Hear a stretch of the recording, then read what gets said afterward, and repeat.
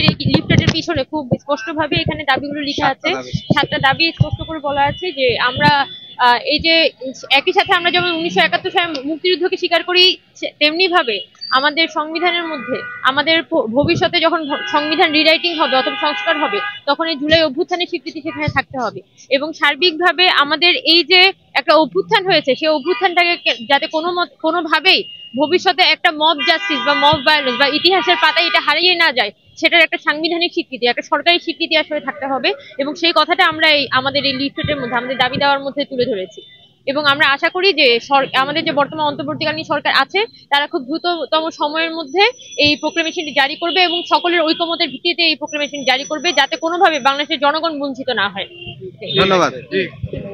সে কারণেই ছাত্ররা গত 31 তারিখ শহীদ মিনারের সমাবেশের মাধ্যমে তারা সরকারকে বলছে ঘোষণাপত্র দেওয়ার জন্য। সেই ঘোষণাপত্রে আপনাদের মতামত, আপনাদের বক্তব্য আমরা যেন তুলে ধরতে পারি, সেই কারণে আপনাদের কাছে আশা করি আপনারাও আপনাদের যে বক্তব্য দেশ নিয়ে, মানুষের অধিকার নিয়ে, আপনাদের অধিকার নিয়ে, সেটা আমাদের কাছে ব্যক্ত করবেন। আমরা আগামী 11 তারিখ পর্যন্ত সারা দেশেই আমাদের এই জনসংযোগ কর্মসূচি লিফলেট বিতরণ চলছে। আজকে ঢাকায় মিরপুর, মোহাম্মদপুর, যাত্রাবাড়ি, নরসিংদী জেলা, চট্টগ্রাম সহ বিভিন্ন জেলায় চলছে এবং আগামী 1 সপ্তাহ সারা দেশেই চলবে।